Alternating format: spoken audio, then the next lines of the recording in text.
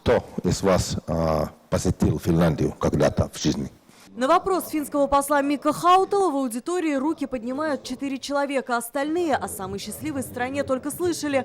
Господин Мика и сам часто недоумевает, как им это удалось. Ведь страна одна из бедных в Европе. Если бы могли продавать снег, я думаю, что это был бы хороший экспортный товар. Так посол шутит. В стране на экспорт, кроме леса, ничего. Не в богатстве, говорят, а несчастье. У нас уровень доверия в обществе очень высокая, самая высокая в мире.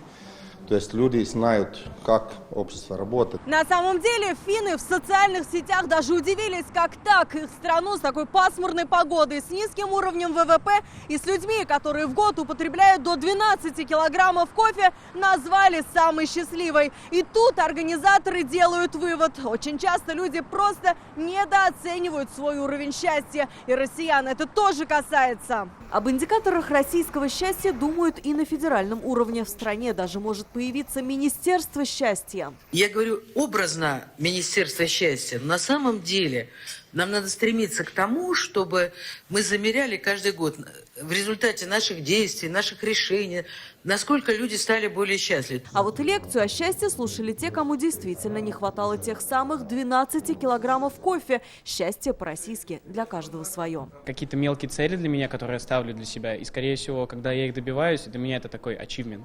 Чтобы мы все родными и близкими были вместе. Это какао, это мягкий плед, теплая кровать.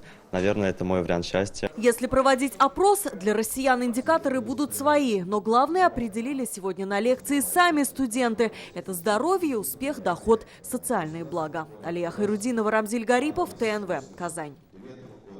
Смотрите все новости дня, программы и фильмы в наилучшем качестве на YouTube-канале ТНВ. Подписывайтесь.